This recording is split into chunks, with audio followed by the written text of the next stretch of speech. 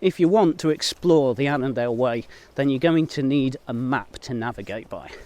Now, you can use a GPS either on your phone or on a dedicated device, and these are fantastic. I use them myself all the time.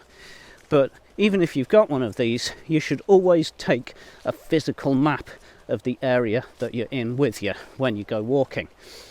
Now, I've already done a video about the maps that are good for when you walk in the Southern Upland Way, but the options for the Annandale Way are really very different. So in this video, I'm going to go over what's available and what you should take with you. Make sure that you stay to the end of the video to get my advice on what is the best map for the route.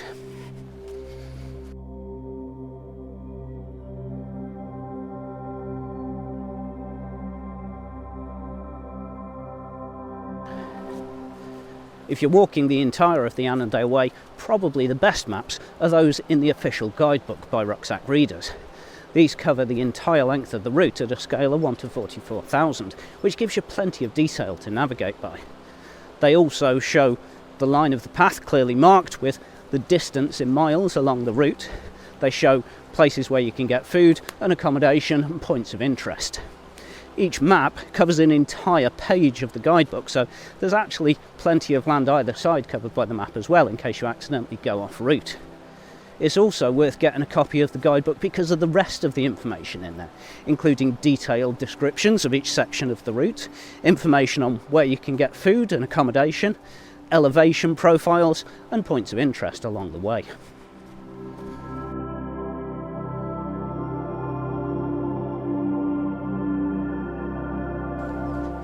Rucksack Readers also have a website with additional bonus content on it, including, importantly, a GPX file of the route. You can download this and put it on your phone or your GPS system to help you navigate.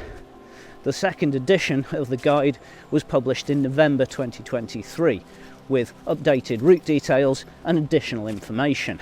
So it really is the most up-to-date guide to the route available. I'll put a link in the description below to the website where you can buy a copy.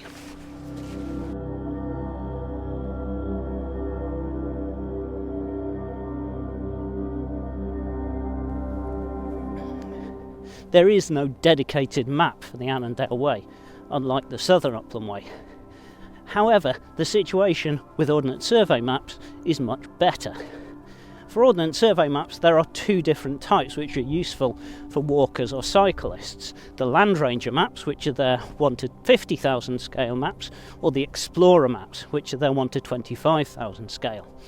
The scale tells you how much land is covered by a certain distance on the map. So for a 1 to 50,000 scale map, 1 centimetre on the map represents 50,000 centimetres on the ground. This means that an Explorer map covers a lot more detail than a Land Ranger map. However, you need more maps to cover the same amount of ground. Both the Land Ranger and the Explorer maps will come either as paper maps or laminated. The paper maps are lighter and cheaper, but the laminated ones are waterproof. An alternative is you can get a map carrier. These are plastic pouches that the map fits inside with a clear cover so you can see the map. You fold it to the area that you're walking through and it keeps your map dry. However, at some point you'll get to the edge of the map and you'll have to take it out to refold it, and of course then it can get wet.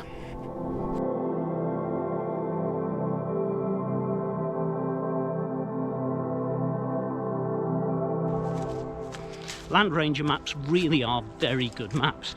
They show areas of woodland, rivers and lochs, paths, tracks and roads, and they also have contour lines that show where the hills are. The maps in the official guidebook show these same features.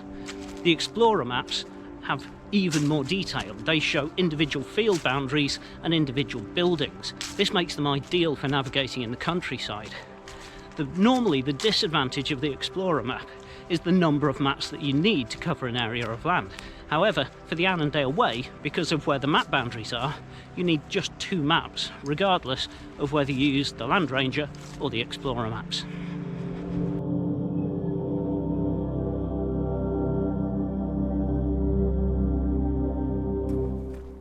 It's worth remembering that in Scotland, public footpaths and bridleways are not shown on Ordnance Survey maps. Long distance routes like the Annandale Way are shown, but nothing else. I've already done a video about why this is and where you can go to find out where you can and cannot walk in Scotland. I'll put a link in the description below so you can watch that one. It is worth mentioning the maps that we've got on the official Annandale Way website at dgtrails.org. We've got a map of the route on there over a satellite image to show you the type of ground you're walking through. We've got a planning map which shows points of interest, places to stay, places to get supplies and things like that. Also on each route description there's a small map showing that section of the route. None of these are intended to be used to navigate, so please do not rely on them for that. And always take a paper map and a compass with you. So what maps would I personally recommend? Well, if you're walking the Annandale Way end to end, I would definitely recommend the official guidebook by Rucksack Readers. It really is ideal for navigating the route. If, however, you also want to go off route a bit and explore some more of the local area, it's definitely worth getting the Ordnance Survey Explorer map. Of course, there's no point in having a map if you don't know how to use it. So in the near future, I'm going to be doing some more videos on how to use a map and a compass. Make sure you subscribe to our channel so you don't miss that one. I hope you've enjoyed this video and found it useful. If you have, please do click the like button below. Thank you for watching.